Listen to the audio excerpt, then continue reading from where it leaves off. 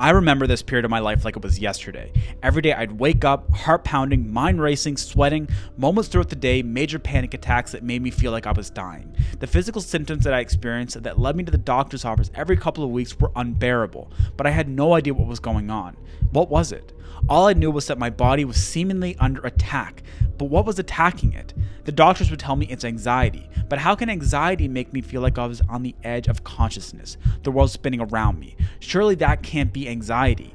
It would take me a very long time to realize that yes, it was indeed anxiety and panic making me feel this way.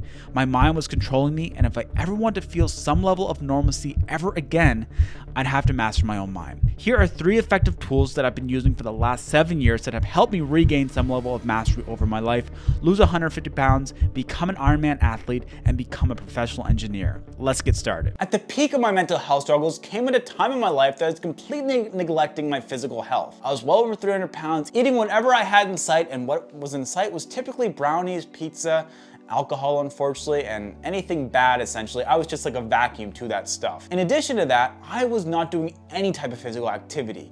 Prior to that in my life, I'd play football and rugby, and that would kind of not completely neglect what I put in my body because I was still overweight, but it would at least help me from not ballooning up to crazy weight like I did.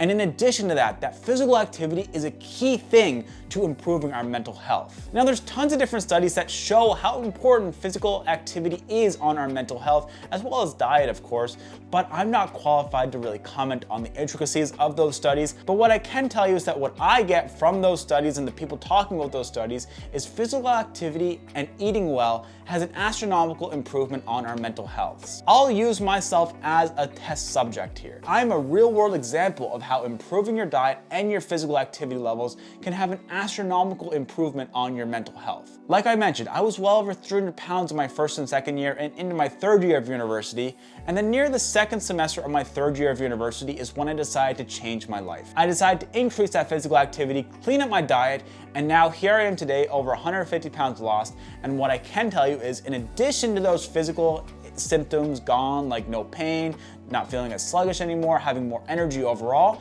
the biggest improvements for me has actually been in my mental health. I'm definitely able to function better with my mental health struggles today than I was back then. Back then, like I mentioned, I was completely paralyzed by my mental health.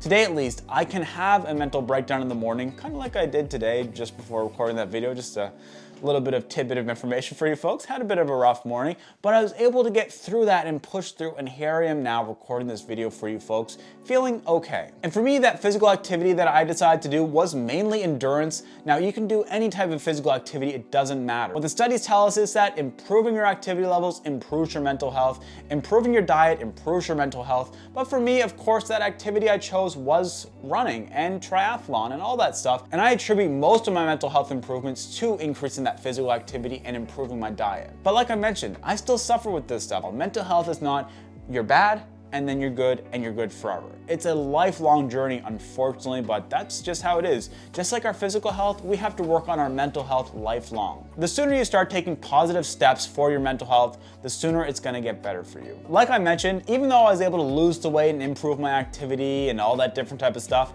my mental health was still not great, and I needed an additional tool, and what I decided to do was go to therapy. Now, this was something that I was against for a long time. I thought that by admitting I needed to go to therapy was a sign of weakness or whatever, maybe I just didn't want to spend the money on it, but I severely underestimated how impactful it would be for me. I just shopped through a few different therapists before I found the one I go to now. The first 2 were fine, but I just didn't feel completely comfortable sharing everything with them.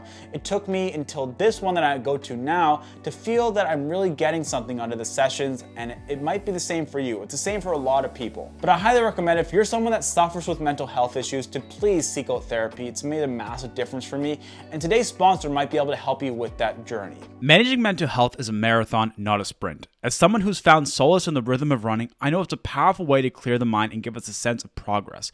But even with exercise as a solid step, there are times when you hit a wall, the kind that needs more than just a physical push to overcome. This is where my journey intersected with therapy. A while back, I experienced something that left me struggling with an intense fear of choking. Running helped, but it didn't solve it. I needed help to face this, to get to the very core of my fear. That's when I turned to therapy, which introduced me to the EMDR techniques, unlocking a door to healing that I didn't know was there. I've partnered with BetterHelp BetterHelp, who's also sponsoring this video, to share how reaching out made such a profound difference for me. BetterHelp connects you with over 30,000 licensed therapists with a variety of expertise through phone calls, video chats, or messaging, whatever feels right for you. It's therapy that comes to you when you're most comfortable. Starting can seem daunting, but signing up is straightforward. Just fill out a questionnaire, and in most cases, you're matched with a therapist in under 48 hours. No need to worry about finding the right fit immediately. Switching therapists is easy and at no extra cost. I can't express how pivotal therapy has been for me. It's like having a mental health coach alongside your physical training. If you're ready to give your mind the same care you give your body, check out BetterHelp. Use my link, betterhelp.com/Brandon for 10% off your first month. BetterHelp wants to be your sidekick so you can keep breaking down those barriers that prevent you from feeling the best that you can. Now for this last tool, I need you to know something about myself.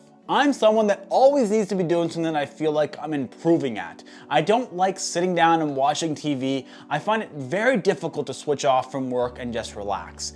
It's just how my brain's wired. But that also means that my brain gets like crazy stressed and everything. And when I'm in those states, I get like almost manic. I get super anxious, super stressed, panicky, and I needed to figure out how I could not feel like that. So what I started to do last year was introduce a fun hobby that has no improvement attached, no stress to improve a certain way, no financial goals, nothing like that. It's strictly just for fun for me to turn off. And for me, that hobby was golf. Now, if you follow me on Strava, you might see that I golf quite often, and that's because it's my mental health release. I get out there, I'm able to just go and enjoy the nature, walk around 10, 12 kilometers, speak to my buddies, or join as a solo and speak to new people. It's a great way for me to go out there and socialize with people, and it's actually, I said I don't want to do something that I have to improve at, and if you've ever tried golf, you might know how frustrating that game is.